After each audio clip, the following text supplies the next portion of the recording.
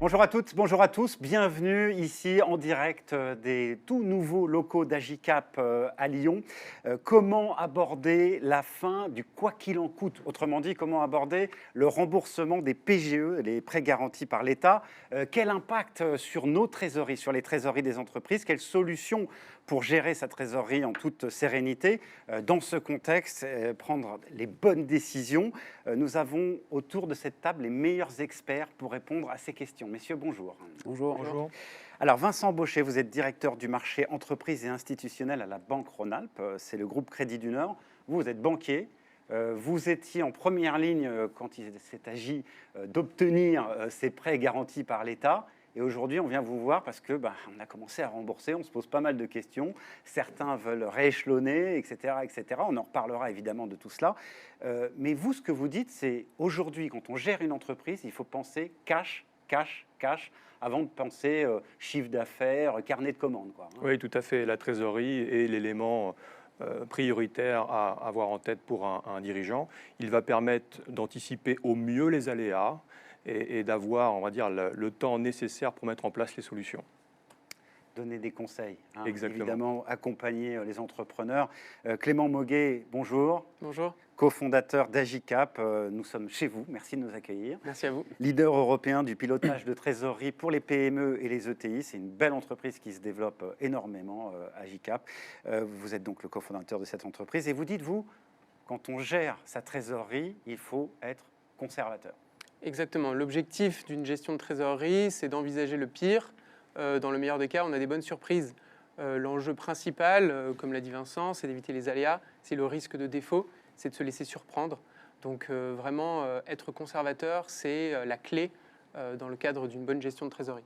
On reviendra évidemment là-dessus et utiliser un outil pour cela parce que 80% des entrepreneurs font ça sur Excel, c'est ça ?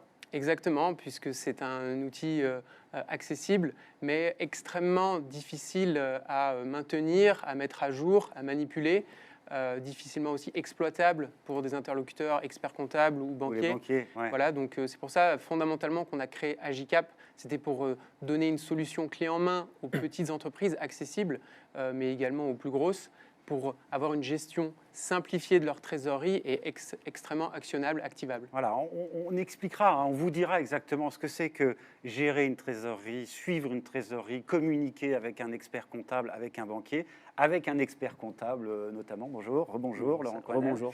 Interlocuteur clé, donc parce qu'expert comptable, vous travaillez avec les PME, les TPE, hein, et vous travaillez vraiment avec les petites entreprises, et vous dites évidemment, il faut avoir une bonne gestion, une bonne vision de sa trésorerie prévisionnelle. Pas de ce qui se passe maintenant, de ce qui va se passer dans combien de temps? Dans 3 mois, 6 mois?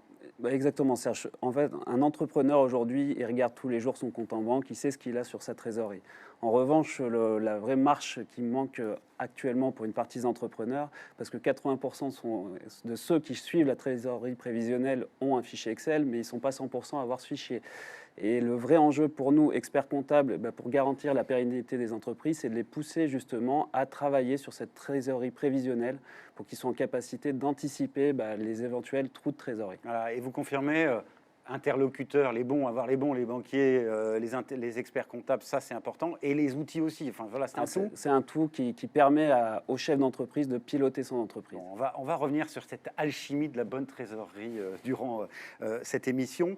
Donc on va revenir sur les PGE. Entre 2020 et 2021, l'État a accordé 146 milliards d'euros de prêts garantis par l'État à près de 700 000 entreprises de toute taille. C'est énorme, quoi. On n'avait jamais vu ça.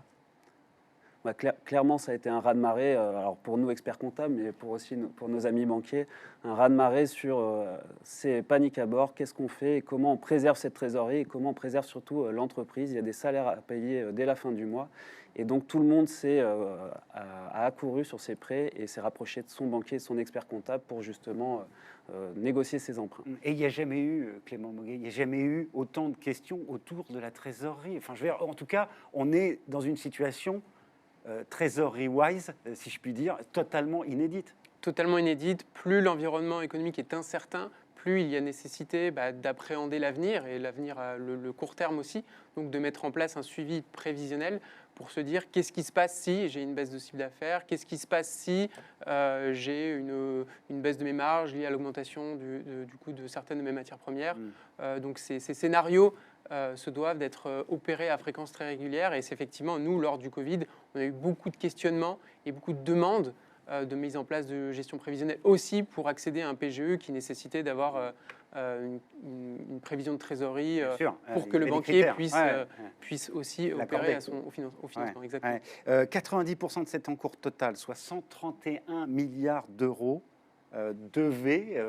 ont été commencés on a commencé à les rembourser ce printemps, là, c'est quoi, mars? Oui, c'est exact. Les premiers PGE ont été faits donc en avril 2020, et donc la masse a été faite en avril, mai, juin 2020, avec un différé total la première année et la possibilité d'avoir un différé en capital en année 2. Ce qu'il faut retenir, c'est que 84% des entreprises qui ont pris des PGE ont décidé donc d'amortir, 16% ont remboursé en totalité. Et sur cet amortissement, nous avons 2/3 des sociétés qui sont allées chercher, on va dire, des durées les plus longues, c'est-à-dire allant jusqu'à 6 ans. 50% d'entre elles ont choisi d'opter pour se différer en capital en année 2. Alors, les équipes d'Agicap, les équipes de production d'Agicap ont rencontré un entrepreneur. Vous allez voir, il s'appelle Nicolas Breton, il est dans le sud de la France. Lui, il a souscrit un PGE il y a 2 ans. Regardez. Je m'appelle Nicolas Breton, je suis propriétaire et directeur d'exploitation au Château Mentonne. Château Mentonne, en une phrase, c'est un domaine viticole bio en Côte-de-Provence qui est situé dans l'arrière-pays varois. On a souscrit un PGE pendant la pandémie du Covid, comme pas mal d'entreprises, parce que principalement notre entreprise devait continuer à produire du vin, donc on n'a pas eu vraiment de chômage sur la partie production viticole, et qu'en contrepartie, nous, notre première clientèle, c'était les CHR, qui eux étaient fermés. Donc en fait, on continuait à produire, donc à avoir des décaissements classiques sans avoir d'entrée de chiffre d'affaires. Donc on a fait un PGE pendant la période du Covid qui rentre en remboursement depuis ce mois de mai, le mois de mai 2022. Voilà, depuis ce mois de mai, donc il rembourse Nicolas Breton. C'est quoi? C'est un vent de quoi? De questionnement, de panique, je ne sais pas, pour certains, ou finalement tout le monde avait bien anticipé tout ça? Non, alors aujourd'hui c'est plutôt du questionnement. Quand on regarde les bilans 2021 des entreprises, ils sont plutôt bons, voire très bons. Les entreprises sont plutôt cash riches, avec des trésoreries excédentaires.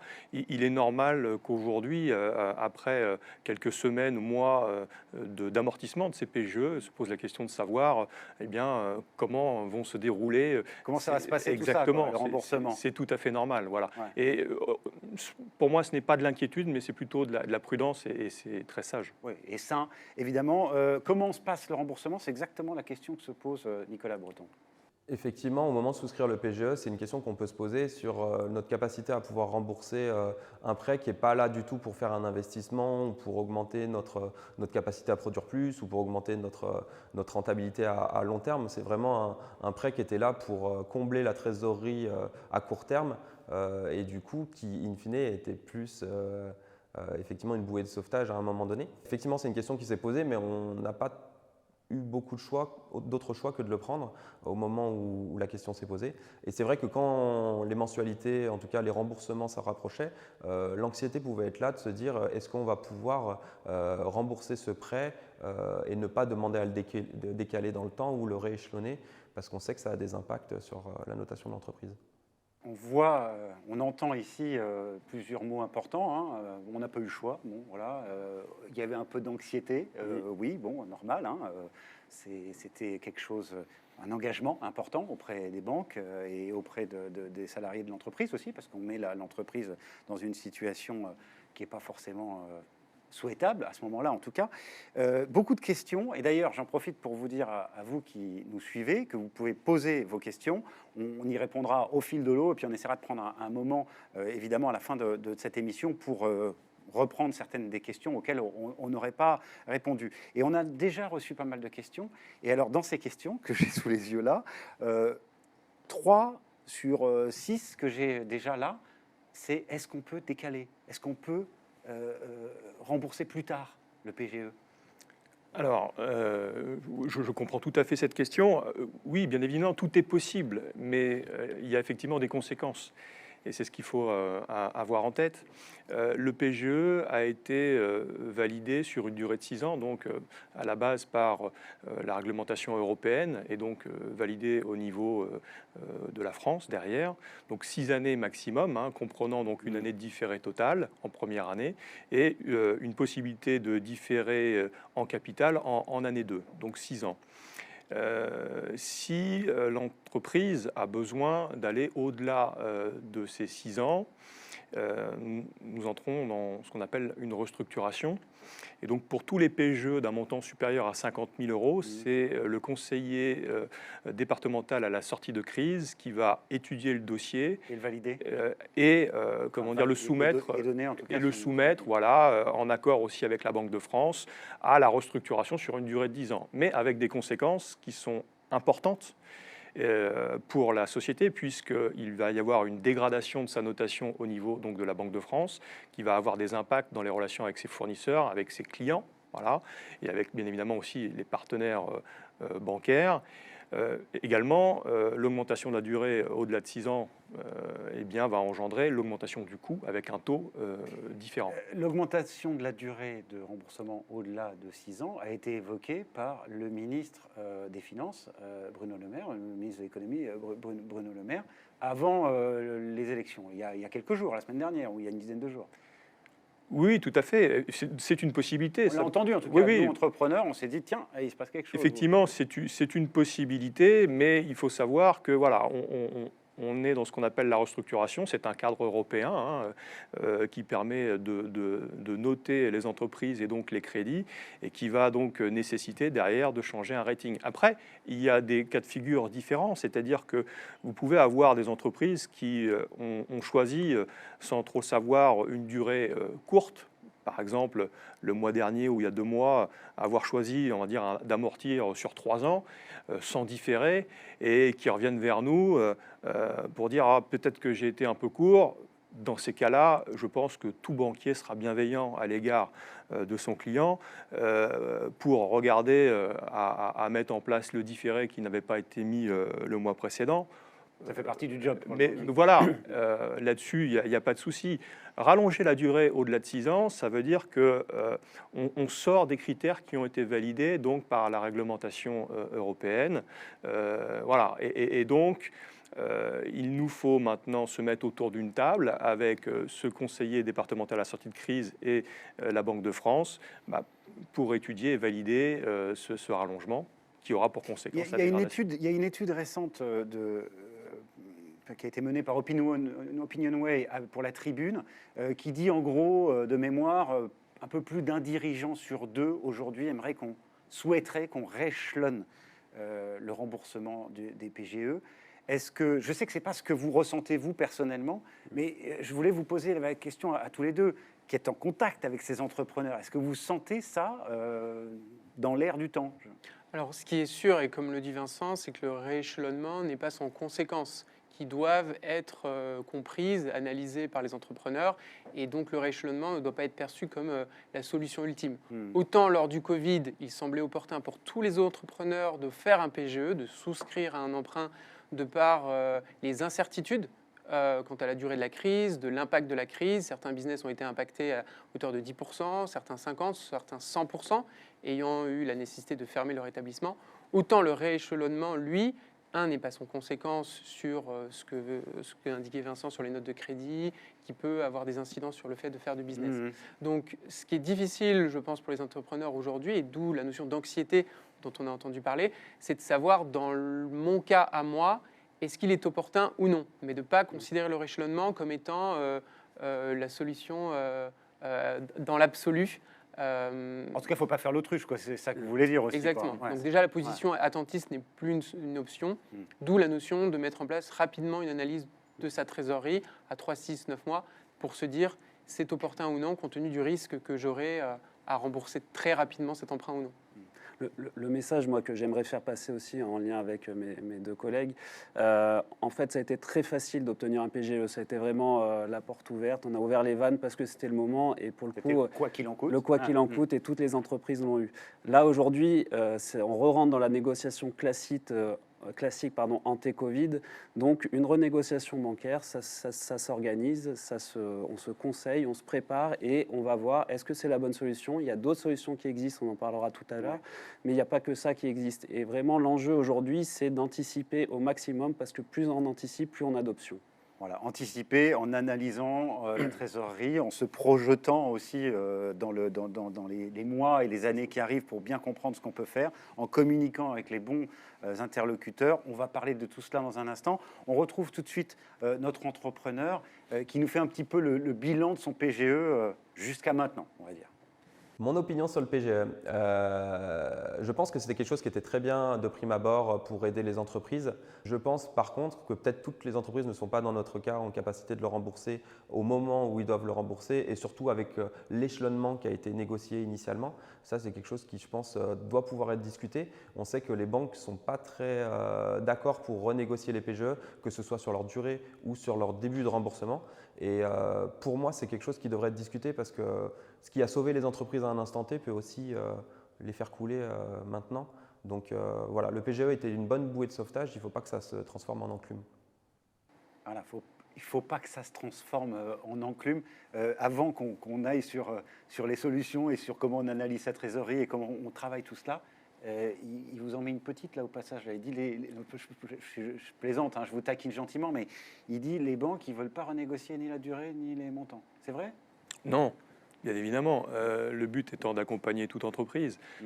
Ce qu'on met bien en avant, c'est les conséquences. On l'a vu, hein, donc du rééchelonnement de la restructuration de la dette. Aujourd'hui, ce que l'on peut constater, est-ce que nous avons des demandes de rallongement? Non. Non. Ouais. Et des défaillances?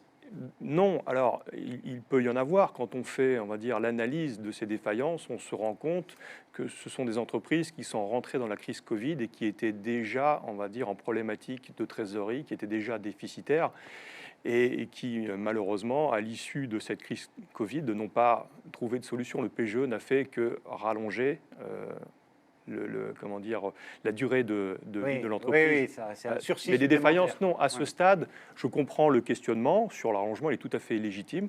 Par contre, en termes de défaillances aujourd'hui, non, on ne les constate pas encore.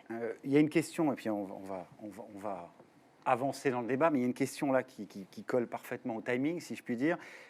Si cessation d'activité, écrit-on, que devient le PGE?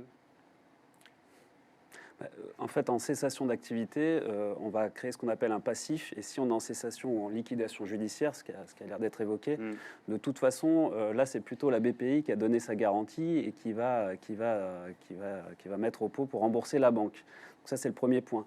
Cessation d'activité, en revanche, a des répercussions importantes pour le chef d'entreprise qui a fait une liquidation judiciaire, puisque ça va être noté dans son dossier, et avec forcément plus de difficultés à l'avenir pour recréer une entreprise, retrouver des financements, parce que malheureusement, ça le suit sur son dossier.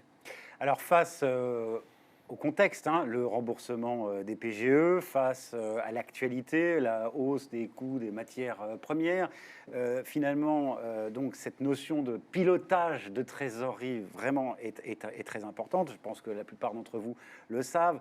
Je me tourne maintenant vers vous, Clément. Ça veut dire quoi, piloter correctement sa trésorerie? C'est une excellente question. La trésorerie, c'est simple, c'est l'argent qui rentre, qui sort, qui doit rentrer, qui doit sortir. C'est pas très compliqué à appréhender et les entrepreneurs connaissent très bien leur business. Ils savent très bien ce qui rentre, ce qui sort et à quelle fréquence. Donc, ce qui est important, c'est avant d'envisager une solution, il faut faire un diagnostic. Et je pense que la conclusion, c'est de dire rééchelonner ou non, suivant le diagnostic. Donc, le diagnostic de risque pour envisager la bonne action correctrice. Le rééchelonnement peut en être une, mais il n'y a pas que ça. Donc peut-être pour répondre à votre question, parlons méthodologie avant de parler d'outils. Une bonne gestion de trésorerie, c'est avant tout donc un bon diagnostic du risque. Le diagnostic du risque, avant tout, c'est une bonne compréhension, un bon état des lieux de mes dépenses, Donc, avec Agicap, ce que l'on permet de faire aussi, c'est faire cet état des lieux. Qu'est-ce que je dépense? Donc, quelles sont mes catégories de décaissement? On préconise, notamment dans les temps qui sont les nôtres, d'être à une granularité très fine de nature de décaissement pour que, si vous deviez retrouver de la trésorerie, envisager des coupes sur certaines typologies de dépenses qui ne sont pas dites stratégiques, qui ne mettra pas votre business à défaut, mais qui peut vous permettre d'avoir de l'air. Donc, premier élément de réponse, ayez un diagnostic, ayez un état des lieux de vos natures d'entrée et sortie d'argent. Deuxième chose, la prévision de trésorerie, le budget de trésorerie. Il va être fonction de cette typologie d'entrée et de sortie que vous voyez être récurrente pour établir à 3, 6, 9 mois une prévision de trésorerie, c'est-à-dire projeter votre trésorerie en fonction d'un état des lieux qui est celui que vous avez aujourd'hui et qui va évoluer de jour en jour. Potentiellement, nous sommes dans un contexte inflationniste, le coût des matières premières continue d'augmenter, donc vos marges vont un petit peu diminuer, donc vous dépensez un petit peu plus que vous n'encaissez, et donc vous devez mettre à jour votre prévision de trésorerie à l'aune de ces nouveaux événements. Donc la fréquence de pilotage, de mise à jour de cette prévision de trésorerie doit être raccourcie afin de ne pas se laisser surprendre. Oui, il faut tenir compte du contexte qui est changeant. Voilà. Donc, on met en place un bon état des lieux de ces entrées-sorties. 2, on projette ces flux d'entrée et de sortie pour se dire voilà à quoi devrait ressembler ma trésorerie à 3, 6, 9 mois. 3, on met à jour à fréquence régulière pour analyser les écarts et se dire je suis dans les clous de ce que j'avais prévu ou non. Si pas, qu'est-ce que je fais? Comment j'ajuste? Et 4, en effet, en fonction du risque que j'ai à un horizon plus ou moins court terme, plus ou moins moyen terme, à une semaine, est-ce que je peux payer mes salariés à la fin du mois ou à 3 mois? Est-ce que je vois que ma trésorerie va avoir un point bas? De là, plusieurs possibilités quant aux actions correctrices à mettre en place. Ouais, et là, les actions correctrices, c'est plutôt de votre côté que ça va se passer, puisque vous faites l'analyse en fait, de la trésorerie et le suivi. Oui, tout à fait. Alors, c'est une bonne remarque. C'est juste qu'avant de faire financer des factures pour se les voir recouvrer, avant de mettre en place un raisonnement de dette, déjà avoir un bon état des lieux des leviers qui sont les miens, à savoir essayer de se faire payer plus tôt. Donc on va en parler avec vous. Peut-être décaler 1 ou 2 factures fournisseurs qui peuvent nous mettre dans le rouge. Donc ça, ce sont des leviers qui sont à notre main en tant qu'entrepreneur. Et puis bien sûr, il y a tout ce qui va être autour des financements. Donc là, on va être vraiment sur du correctif, on est passé voir le médecin, maintenant on va à la pharmacie. Ouais. J'ai une question sur l'outil Agicap, en particulier, puisque vous êtes le patron d'Agicap. Le cofondateur d'Agicap. Tout à fait. Moi, entrepreneur, petit entrepreneur, qu'est-ce qui m'apporte de plus que mon tableau Excel? Alors, en général, ce que l'on voit, c'est que moins on est structuré d'un point de vue d'un département financier, plus on est l'entrepreneur qui fait tout, moins on a un Excel. Parce que l'Excel nécessite beaucoup de temps pour le mettre à jour, pour le mettre en place, pour le faire vivre. Donc, ce que l'on voit, c'est que plus l'entreprise est petite, moins elle a la chance de pouvoir déléguer une partie de cette analyse ou de ce diagnostic à son expert, à un comptable interne ou à son directeur financier, ou donc à son expert comptable externe, mais qui n'est pas dans la société. Donc, en fonction de sa capacité à pouvoir délivrer, mettre à jour cette gestion de trésorerie, va être ou non alignée avec le besoin de l'entrepreneur. La nécessité est pour ces gens-là d'avoir un outil très simple, plug and play, où on va connecter les éléments bancaires, mettre en place une prévision de trésorerie simplifiée et les aider à opérer à ce diagnostic. Donc en fait, plus l'entreprise est petite, plus elle a intérêt finalement à s'équiper parce qu'elle n'a pas les moyens de mettre en place un suivi complexe sur Excel. Ouais, on voyait sur l'écran il y a quelques instants l'outil en action justement sur cet écran. Ce qui est intéressant de signaler, c'est qu'un outil comme le vôtre, il est connecté directement avec celles et ceux qui vont mener les actions correctrices dont vous parliez. D'où la bonne collaboration entre KPMG, le Crédit du Nord et Agicap aujourd'hui, auprès desquels on est partenaires. On parle de la même matière première, c'est le cash. Et ce que l'on veut, c'est que les entrepreneurs réussissent, voire survivent dans des périodes incertaines. Et donc, les reportings d'Agicap servent aux banquiers pour faire ces analyses et être plus enclin à opérer un financement. De la même manière que la partie collaborative, l'outil permet à l'expert comptable d'être connecté et donc d'interagir avec l'entrepreneur sur ce diagnostic de risque. Donc, on essaye en fait de créer ces ponts au profit de l'entrepreneur. Laurent, Vincent, ce sont des situations que vous vivez au quotidien. Cet entrepreneur qui analyse son risque, qui fait le diagnostic dont parlait Clément à l'instant, et qui s'adresse à vous et où vous travaillez sur l'action correctrice, c'est-à-dire sur oui, se soigner, trouver un remède au problème s'il y a, ou peut-être même d'ailleurs optimiser le cash qui est présent dans l'entreprise, parce qu'il y a des entreprises qui ont du cash aujourd'hui. Je pense qu'on a vraiment changé de monde sur cette partie-là, et notamment nous, notre profession, les experts comptables. C'est-à-dire qu'avant, la majorité des clients les voyaient une fois par an pour commenter leur bilan. Là, on ne peut plus se permettre de faire ça, enfin, ni nous, ni nos clients. Et on doit être là en proximité très régulièrement pour les aider, notamment à anticiper, à trouver des solutions. Donc c'est vrai que des outils comme Agicap, ça nous permet, nous, d'être beaucoup plus pertinents et d'avoir une visibilité beaucoup plus claire sur les enjeux à court ou moyen terme. Et derrière, de conseiller ce qu'on sait faire, c'est-à-dire conseiller notre client sur quels sont les outils. L'échelonnement de la dette, c'est vraiment une solution extrême et généralement, on y va qu'en dernier recours. Il y a plein de choses qui existent, on a commencé à l'évoquer. 70%, je crois, des défaillances d'entreprise sont dues à un impayé client. Donc, gérer son poste client, c'est primordial. C'est vraiment ça un enjeu majeur pour les entreprises. Il y a également la gestion du stock. Alors là-dessus, la gestion du stock, il y a quelques années, on vous aurait dit le stock, il faut le minimiser parce que on monopolise de l'argent. Aujourd'hui, on le sait, avec la crise ukrainienne, celui qui va s'en sortir, c'est celui qui aura du stock, qui sera en capacité de produire. Surtout s'il achète du titane ou de l'acier lourd. Donc ça, c'est vraiment un enjeu d'avoir les capacités de produire, qui sont d'ailleurs sur la partie stock, mais également sur la partie salariée. Donc en fait, maintenant, on a du cash, comme l'a dit Vincent tout à l'heure, c'est où est-ce qu'on met le cash, et notamment avec des prévisions de trésorerie. Les salariés et le stock, c'est primordial et il faut qu'on se base là-dessus pour pouvoir servir nos clients. En revanche, la bonne gestion, c'est aller voir ses créances clients, s'assurer qu'on est bien payé et si jamais on a un sujet là-dessus, peut-être se rapprocher également de son banquier pour pouvoir préfinancer ses factures. Pensez à placer aussi éventuellement un excédent de trésorerie. Enfin, je veux dire, vous le disiez tout à l'heure, il y a du cash en ce moment. Mais effectivement, il y a du cash. Ça permet aussi de le voir et de bien comprendre tout ça. Effectivement, il y a du cash dans les entreprises et on se rend compte que nous sommes en train de changer de cycle, puisque depuis, on va dire, le début d'année, nous sommes passés, on va dire, donc, du NOAT à 10 ans, donc, qui était à 0,2 au 1er janvier. On a passé quasiment 2,30 là, il y a quelques jours. Donc les taux augmentent très très rapidement. Et ça veut dire qu'effectivement, ceux qui ont de la trésorerie peuvent générer des produits financiers en la plaçant, effectivement, ce qui n'était plus le cas depuis, on va dire, de nombreuses années. Et en Italie, ils sont encore supérieurs, ça montre que ça peut encore monter. Alors oui, effectivement. Alors l'Italie est un cas un peu particulier qui va, je pense, s'uniformiser dans les semaines à venir sous comment dire, la gestion de la Banque centrale européenne. Mais il est clair qu'aujourd'hui, nous sommes dans un cycle où les taux augmentent, où l'inflation augmente. Et Laurent disait une chose très importante, je reviens dessus. La défaillance arrive à 70% par un impayé client.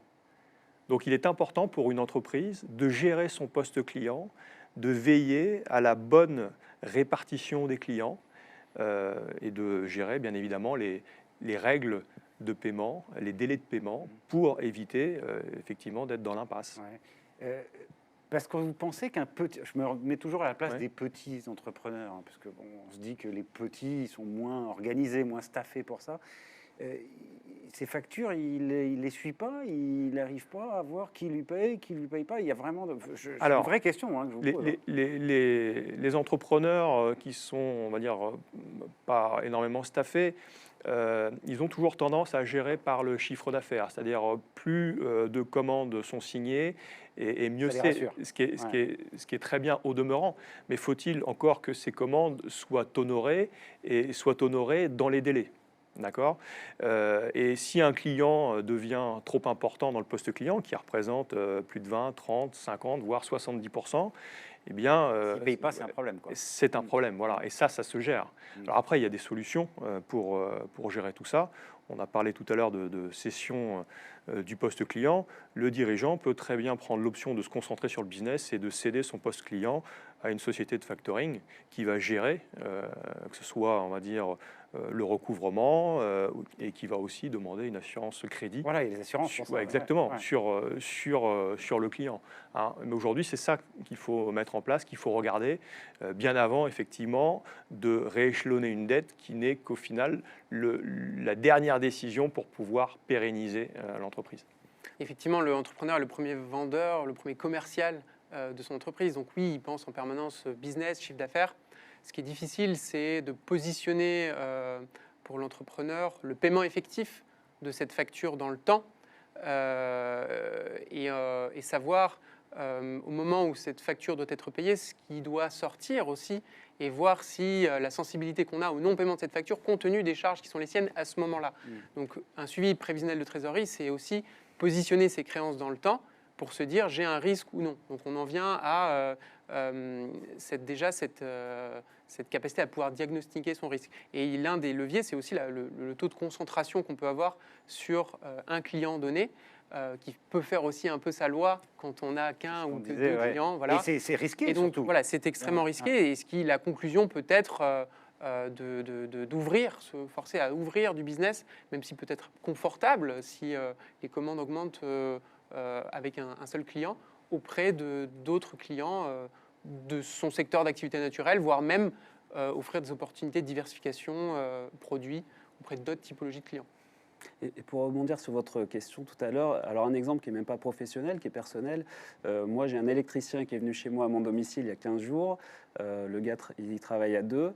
Ça fait 15 jours et j'ai toujours pas reçu la facture. Donc, je suis même pas en capacité de payer. Mais ça, c'est un exemple personnel, mais qui arrive très, très fréquemment, notamment dans les artisans, le BTP, parce qu'ils sont sous l'eau en matière administrative. Ils sont pas équipés, ils n'ont pas de service comptable. Et du coup, si on n'a pas déjà facturé, c'est compliqué de gérer en plus son encaissement. Donc, moi, si j'étais son expert comptable, j'étais son client, c'est de lui dire, non, déjà, on facture. Déjà, on voit ta facture. Déjà, on facture. Ouais. Déjà, on prend un acompte. Et après, on voit pour le règlement du solde. Et ça, c'est de la bonne gestion. C'est pas compliqué. Les clients sont prêts à l'admettre. Par contre, c'est à éduquer l'entrepreneur sur la nécessité et l'importance vitale de faire ces opérations. Et l'outil comme l'outil Agicap, il accompagne vraiment, il permet vraiment de débloquer ces petites choses, mais c'est pas des petites choses quand on n'envoie pas ces factures. Je pense que l'outil Agicap, pour ces personnes-là, celui que je viens d'évoquer, ça lui met devant le mur qu'il peut atteindre. C'est-à-dire qu'à un moment, il a toujours géré sa trésorerie. Ça se passait bien, il n'avait peut-être pas d'emprunt. Aujourd'hui, on en parle aujourd'hui, il y a les PGE. Les PGE, on doit les rembourser. Et comment on les rembourse? En générant du résultat dans l'entreprise. Et donc, ce résultat, il faut qu'on le projette pour savoir si on va être en capacité de rembourser les échéances d'emprunt. Et on parlait de 70% des défaillances qui sont liées à des impayés. Ouais. Mais le point, c'est qu'il y a environ 20 et 25 000 sociétés qui font faillite chaque année, non pas qu'elles soient structurellement déficitaires, donc elles ont des carnets de commandes pleins, mais n'ont pas anticipé le fait que le non-paiement de cette facture, compte tenu du fait qu'ils engrangeaient des charges, ils continuent à faire des chantiers, il faut payer les ouvriers, les mettaient en défaut de trésorerie. Donc en fait, c'est un vrai sujet d'anticipation du risque et du coup, après, de négociation, de solutionnement. Le fait est qu'on raisonne beaucoup a posteriori et donc on tombe des nues un peu. Ouais.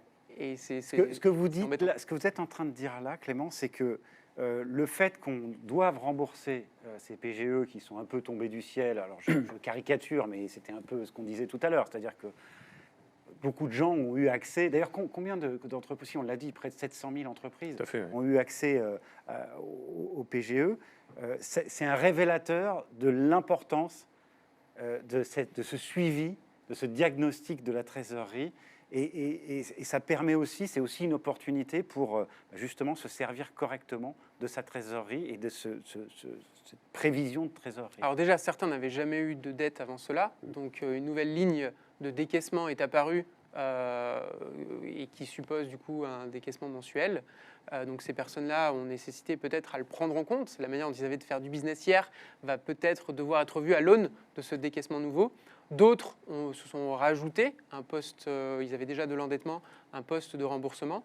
Donc ce qui est sûr, c'est que ça change le paradigme de la gestion du cash, puisqu'il y a ce poste de dépense qu'il faut prendre en compte. Donc voilà. Ouais. Non, mais c'est ce que vous disiez aussi un petit peu tout à l'heure, quand on disait en intro, c'est le cash, le cash, le cash, avant de penser client, carnet de commandes, chiffre d'affaires. C'est vrai que ça, c'est un peu nouveau. Enfin, je veux dire, enfin, c'est un peu nouveau, pas pour vous qui êtes dedans toute la journée, mais je veux dire, on a tellement entendu parler. Moi, on me souvient, comme me disait, une entreprise qui marche, c'est une entreprise qui a des clients. Ce n'était pas une entreprise qui avait du cash. Oui, effectivement. Une fois encore, surtout dans le cycle dans lequel nous entrons aujourd'hui, la trésorerie, le cash est le paramètre fondamental pour gérer cette entreprise et avoir la meilleure anticipation sur les événements qui arrivent. Aujourd'hui, alors on peut donner des exemples, hein. Aujourd'hui, les entreprises ont des carnets de commandes assez sympathiques. Par contre, ce que l'on peut observer dans ces carnets de commandes, c'est des décalages dans les annonces de livraison, parce que des matériaux n'ont pas été livrés, manquent. Donc, on parlait tout à l'heure du titane. Eh bien, une entreprise industrielle qui produit peut avoir, on va dire, un élément en titane qui représente moins de 1% du prix total et qui va empêcher à cette entreprise de livrer parce que le titane n'est pas aujourd'hui disponible sur le marché. Voilà. Donc ça, et pourtant, il y a un client, il y a une facture, tout est signé, mais ça, on se doit de le suivre dans la trésorerie au jour le jour pour voir l'impact de ce décalage de commande et donc de ce décalage de règlement client au final. Donc, gérer la trésorerie, c'est quelque chose qui doit être fait au quotidien, surtout dans les périodes actuelles, dans le cycle inflationniste dans lequel nous rentrons, où il y a des tensions aussi sur les matières, qui va nous permettre d'anticiper. Effectivement, nous, en tant que banque, nous sommes plutôt satisfaits lorsque nous avons des clients qui viennent nous voir avec 2 mois d'avance, avec des tableaux de trésorerie, en disant, bah voilà, dans 2 mois, eh bien, je vais certainement avoir un pic de besoin, j'ai besoin d'être accompagné. Effectivement, quand on a 2 mois devant soi pour trouver une solution, que ce soit, comment dire, à court terme ou peut-être à moyen terme, puisque l'entreprise, elle peut, par exemple, avoir financé un matériel sur sa trésorerie. On peut très bien lui proposer de lui refinancer à moyen terme et donc redonner de la trésorerie. Alors, on va parler de ça justement dans un instant. Je voudrais juste vous faire part d'une remarque à propos de quelque chose que vous avez souligné il y a quelques instants. La facturage. Pascal, il nous dit c'est hyper cher et en plus, ça ne règle pas le problème des impayés. Alors, je ne sais pas, c'est vrai que si c'est hyper cher et que ça ne règle pas le problème des impayés... Alors déjà... c'est ce qu'il dit. Hein, moi, oui, un facteur travaille toujours avec une délégation d'assurance crédit. Ouais. Hein, déjà, ça, c'est la première chose. Alors, il y a plusieurs niveaux au niveau du poste client. Le premier, c'est le renseignement commercial. C'est-à-dire qu'on se renseigne sur le client auquel on va donner un encours. D'accord ? Là, ça, c'est préconisé lorsque on a un poste client qui est quand même assez divisé, mais on le surveille. Okay ? Le coût est assez faible. La fiabilité, un renseignement n'est pas une assurance. Au-dessus, nous avons donc l'assurance crédit. L'assureur crédit va couvrir un encours client. Alors, effectivement, par les temps qui courent, les assureurs crédit sont, on va dire, resserrent un peu plus leur cotation. Il est vrai, pour autant, des assureurs crédit, il y en a plusieurs. On peut très bien avoir recours à plusieurs assureurs crédit pour couvrir son poste client et être bien couvert. Oui, ça a un coût, effectivement, ça a un coût, mais ce coût permettra peut-être et certainement la survie de l'entreprise. Voilà, et de travailler avec beaucoup plus, comment dire, être beaucoup plus détendu pour se concentrer sur le business. Non, et l'étage du dessus, il n'y a pas de question d'ailleurs. L'étage du dessus, c'est le factor, où le factor donc travaille en délégation avec un assureur crédit, mais également donc rachète donc les factures, hein, bien évidemment. Là, ça règle le problème de l'impayé là. Hein. Alors, ça règle le problème de l'impayé, bien évidemment, moyennant effectivement une commission, puisque c'est le factor qui va aller recouvrer donc la facture auprès du client final. Voilà. Et je pense que c'est vraiment le sujet des marges de manœuvre. Et ce que les banquiers sont aussi enclins à faire, à proposer, c'est en fonction des marges de manœuvre qui sont celles de l'entrepreneur. Et d'où la notion de diagnostic du risque le plus tôt possible et d'être le moins en moins en réaction pour offrir aussi aux banquiers des marges de manœuvre, des options, et que celle de la facturage, par exemple, ne soit pas la seule et unique, puisque si cette facture n'est pas payée d'ici la fin du mois, je fais un défaut de paiement. Il y a une remarque d'Ambroise qui dit « Je pense que l'on ne dit pas assez que le PGE, alors nous on l'a dit, hein, ça, était là pour passer un mauvais moment. » Ça on l'a dit, hein, Bien sûr. Voilà, c'est sûr. Et il ajoute « La saine gestion de son BFR était et sera toujours primordiale pour l'entreprise. » Clément, je ne crois pas que vous allez me dire le contraire. Je pense que personne ici ne Ouais, pourra dire ouais. le contraire. Plus en phase. Besoin en fonds de roulement, donc la Ouais. gestion du poste client, de son stock et des fournisseurs. Voilà. Peut-être un rappel aussi, on parlait d'échelonnement qui est vraiment on va dire la phase ultime quand on a des trous de trésorerie. Il existe toujours des outils qui existaient avant le Covid, qu'on a beaucoup utilisés pendant le Covid, qui sont l'activité partielle ou le chômage partiel avant. Ça existe encore, il faut le savoir, et c'est une solution ponctuelle mais qui peut permettre de passer un cap. On a également ce qui a toujours été le cas avant, l'étalement des cotisations sociales et fiscales, c'est-à-dire les négocier avec l'URSSAF, avec les impôts, pour étaler sur 6, voire 12 mois la TVA. Et ça, c'est des solutions, on va dire, moyen terme, qui existent toujours, qui ont toujours existé, et qui nous permettent aussi de passer certains caps. Si on a fait le bon diagnostic toujours, c'est-à-dire si on se rend compte que là, on a un trou de trésorerie qui est ponctuel, on sait que ça va repartir, et donc voilà un outil qui nous permet de passer sans aller jusqu'au rééchelonnement bancaire avec une dégradation de la note Banque de France. Ambroise qui ajoute pour notre discussion de tout à l'heure, l'assureur crédit ne garantit jamais 100% d'une créance. C'est vrai, tout à fait. Voilà. Nous sommes d'accord. Question de Kenny que je découvre, hein. Une société d'affacturage, décidément, peut-elle travailler avec une structure dont 80% des clients sont des particuliers? Non. Réponse claire, Non. nette et précise. Et pour parler de l'affacturage, aujourd'hui, beaucoup d'entreprises travaillent en affacturage dit confidentiel, c'est-à-dire que Transparent. personne ne sait que cette entreprise cède son poste client, pourtant elle le fait. Voilà. Et c'est quelque chose de très répandu, très efficace quand on veut se concentrer sur le business, voilà, et laisser le recouvrement du poste client. Ça, vous à un êtes tous les spécialiste. trois d'accord là-dessus. Oui. Moi, le seul point d'attention sur la partie affacturage, c'est ce qu'on dit à nos clients, c'est que c'est un fusil à un coup. Et en effet, on va baisser notre poste client et tout de suite encaisser les 30 jours qu'on aurait dû encaisser plus tard. Il ne faut pas que ça cache non plus des difficultés qui sont existantes ou qui étaient au préalable. Et il faut vraiment que ça soit pour aider la trésorerie de l'entreprise, mais ce n'est pas un remède à un mal plus profond. Et c'est pour ça que l'analyse, et l'analyse vraiment précise, comme disait Clément tout à l'heure, est importante sur ces sujets-là. Et nous, ce qu'on préconise, c'est d'avoir une stratégie autour de l'affacturage. Dans l'idéal, on le fait de manière ponctuelle avec une stratégie. Par exemple, je suis dans un cas où mon business explose, j'ai intérêt à me focaliser sur le business et donc peut-être à surpayer le fait de me faire payer, mais parce que je sais que je fais beaucoup de business. Quitte à un moment donné où j'en fais un peu moins, où je me stabilise, à essayer de diminuer l'affacturage pour gagner de la marge, pour gagner du cash. Il faut qu'il y ait une stratégie. Il faut doser tout ça en fonction. Il faut D'où savoir pourquoi l'intérêt. on le fait. Il y a une question que je ne vous ai pas posée tout à l'heure d'ailleurs, sur l'analyse. En gros, dans le contexte actuel, aujourd'hui, où on a vu que on sait tous que c'est très très changeant, c'est une analyse qui revient tous les combien de ma trésorerie? C'est une Quand excellente... on est un bon père de famille, gérant d'entreprise. Alors c'est encore une fois, tout comme il est difficile de statuer de manière... Non mais en gros, quoi, voilà. En fait, en gros, pour être honnête, sur Agicap, nous avons des sociétés qui vont d'un pilotage au mois à un pilotage bimensuel, à hebdomadaire, à journalier. Et en fait, la bonne manière de doser est fonction du niveau de tension qu'on peut avoir sur sa trésorerie. Mais on peut être sur une fréquence de pilotage journalière pendant 3 semaines parce qu'on n'est pas serein sur son atterrissage fin de mois et repartir sur du hebdomadaire ou mensuel si on a un nouveau financement ou autre. Donc la gestion de trésorerie, il ne faut pas être dogmatique, il faut être très pragmatique. Et donc, on ajuste son pilotage en fonction du risque. Et du coup, ce risque n'est pas toujours le même. On peut avoir de la saisonnalité. Et on a plein de business qui ont des courbes de trésorerie qui sont fonction de la saisonnalité de leur activité. Donc forcément, en période où ils ont de la trésorerie, ils font du business, ils regardent un petit peu moins.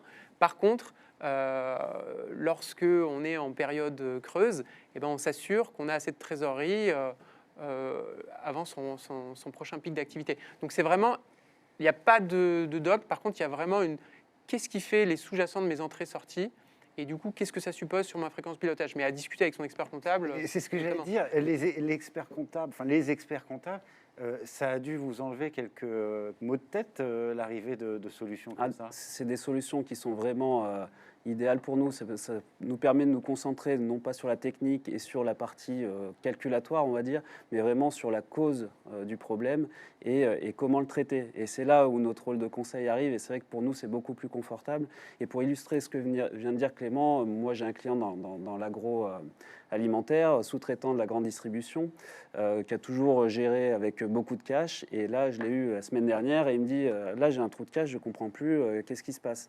Et là, c'est à ce moment-là, pour illustrer ce que disait Clément, c'est que le cash, quand on en a, on ne le regarde pas et on s'en occupe pas forcément.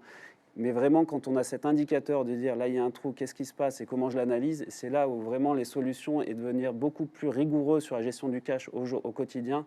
C'est là qu'on va leur conseiller de le faire, de le mettre en place. Une question de Clarisse. Pour vous, Vincent. Les banques nous refusent un crédit immobilier car nous sommes trop endettés à cause du PGE. Que faire pour pouvoir continuer à se développer? Alors, on va répondre à Clarisse, mais c'est une question beaucoup plus large. C'est-à-dire qu'il y a encore des options pour évidemment continuer à se développer aujourd'hui.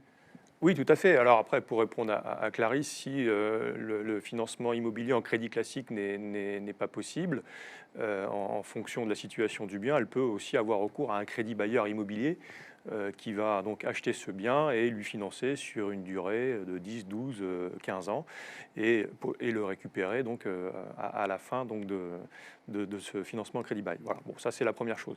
Après, il y a des solutions. Les solutions sont multiples. Plus on aura de temps pour les mettre en place, pour les étudier, pour trouver la meilleure des solutions. Voilà, je pense que tout le monde l'a compris. Par exemple, si on revient sur un dispositif qui a été mis en place il y a à peu près une année et qui aujourd'hui n'a pas trop fait parler de lui, c'est le prêt participatif relance. Le PPR. Donc le PPR a été prorogé jusqu'au 31/12/2023 il y a quelques semaines. Et donc ce PPR, il permet aux entreprises réalisant plus de 2 millions d'euros de chiffre d'affaires de solliciter donc un prêt participatif relance jusqu'à 12,5% de son chiffre d'affaires. D'accord. Et donc l'avantage de ce PPR, qui est sur une durée de 8 ans, c'est qu'il a un différé en capital de 4 ans. C'est-à-dire pendant 4 ans, on ne rembourse pas.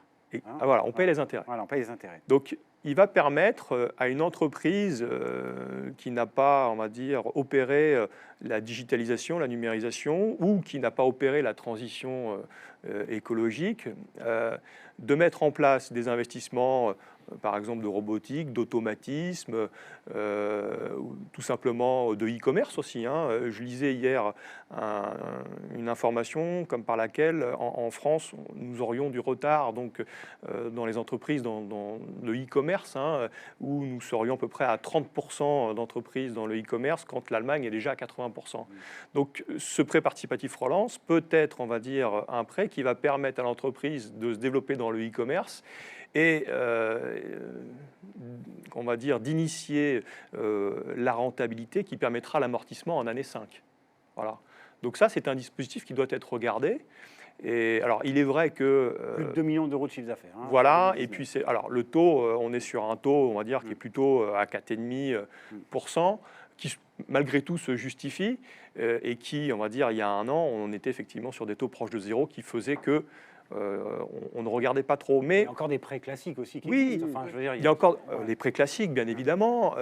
Après, tout à l'heure, Château-Menton parlait, on va dire, d'accompagnement. Il y a tout un tas d'accompagnements possibles. Donc, pour le vin, on peut financer en crédit vieillissement. Donc, la partie des vins en vieillissement. On peut financer des stocks bouteilles également. Je veux dire, il y a tout un tas de solutions. Le tout, c'est d'avoir le temps de les mettre en place. Et le nouveau PGE, le PGE Résilience, alors celui-là, il est plus lié avec la guerre en Ukraine, le contexte actuel. Alors, en quelques mots, pourquoi il a été donc validé par les pouvoirs publics le 8 avril, donc par un décret d'application.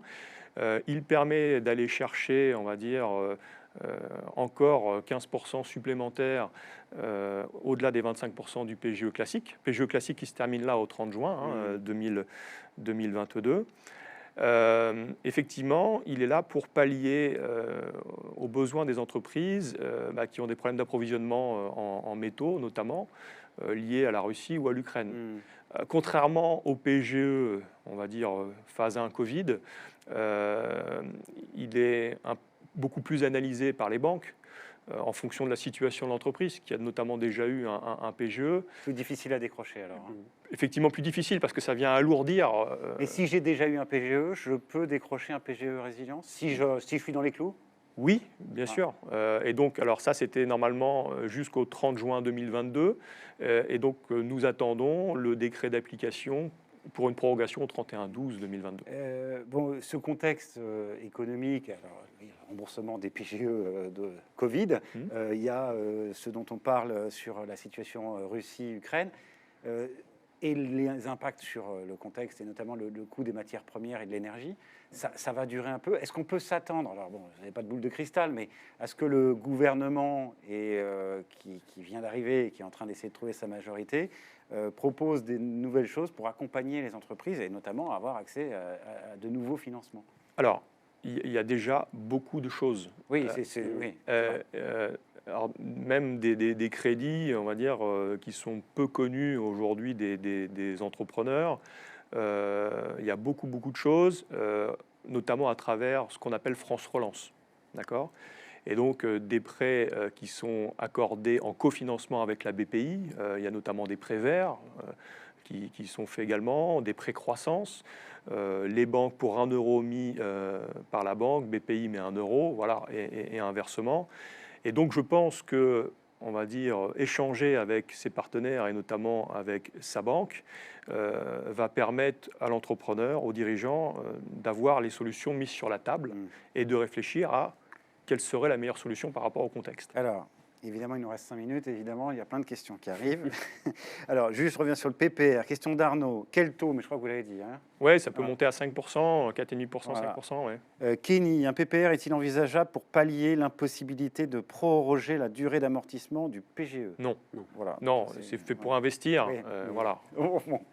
La question a été posée, la réponse a été donnée.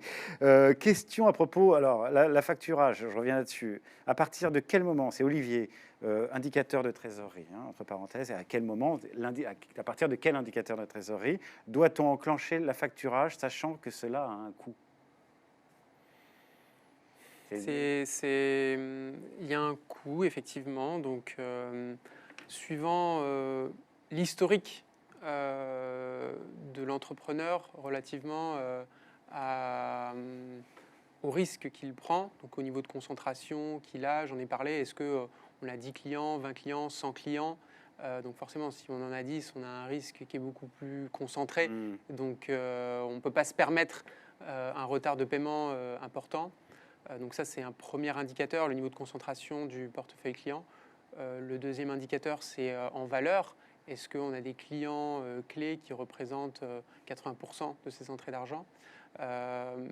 Voilà. Et après, sur le déclencheur, à proprement parler, je pense que, et Vincent l'a bien explicité, il y a des choses à faire en amont qui coûtent un peu moins cher et dont les entrepreneurs doivent être au courant pour envisager la facturage dans un second temps, relativement à une stratégie, relativement à d'autres processus qu'on a mis en place et qui sont ou pas satisfaisants compte tenu du risque. Pour préciser, Serge, je veux dire, à partir du moment où le dirigeant sent que le rapport de force change et qu'il n'est plus de son côté, il faut, je pense, passer à cette prise de décision, d'aller vers cette solution.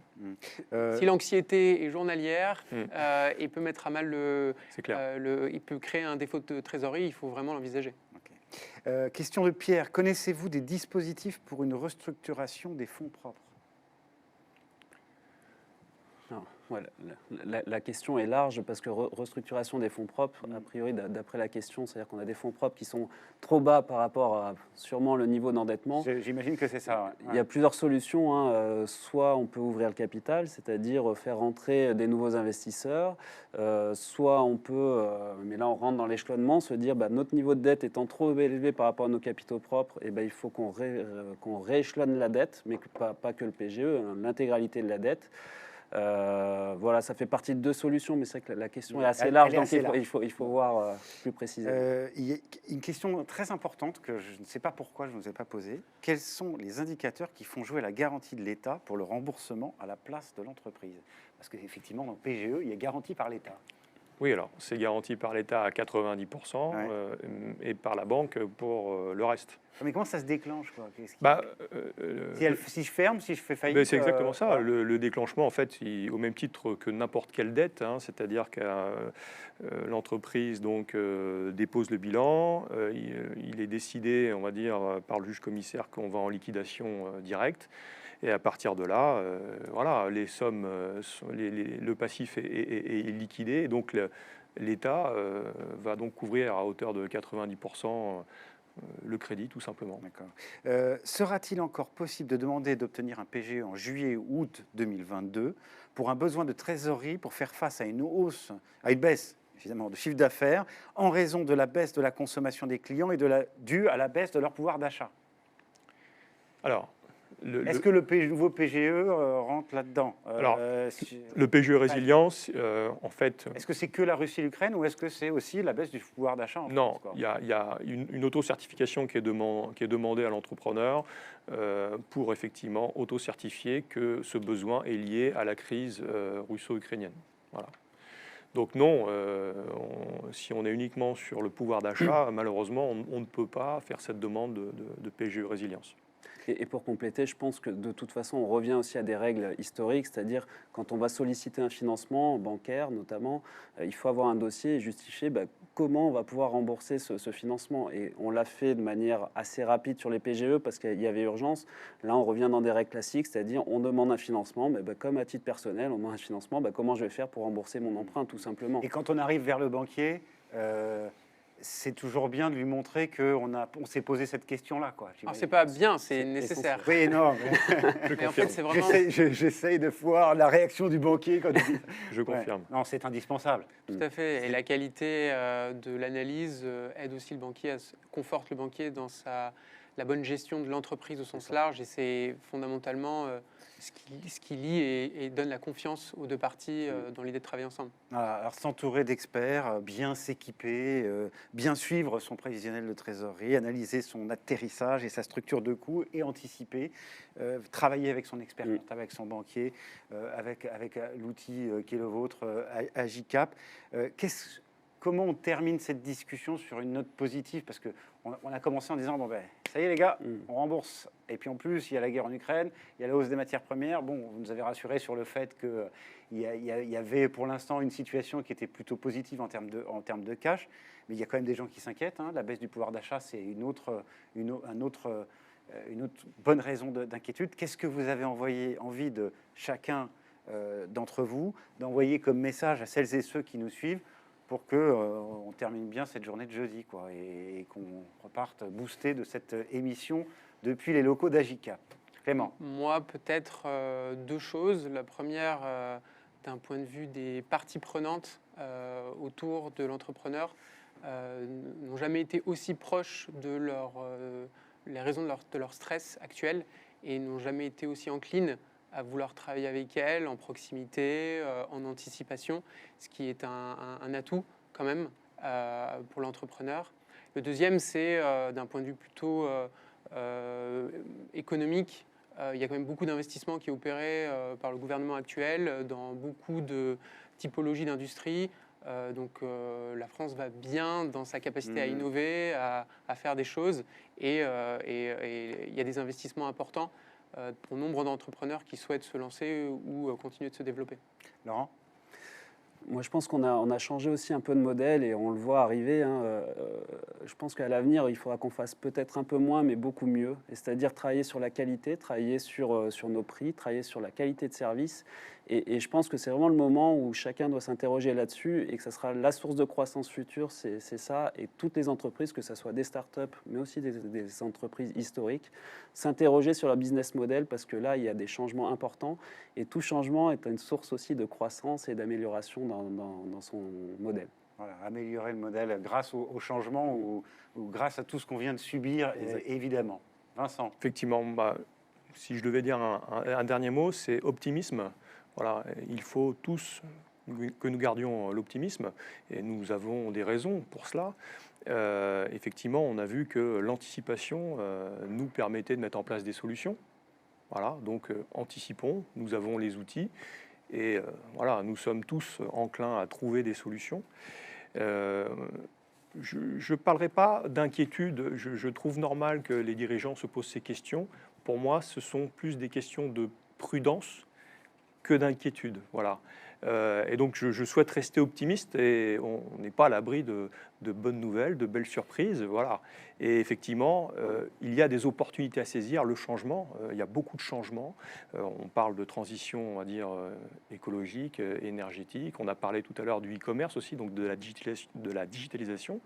Tout ça sont des opportunités à saisir maintenant pour les dirigeants.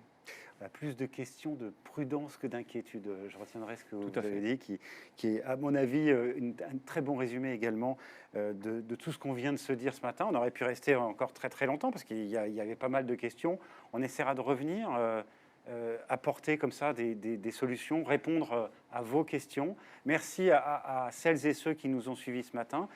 Merci infiniment à vous, Vincent et Laurent, de nous avoir rejoints ici.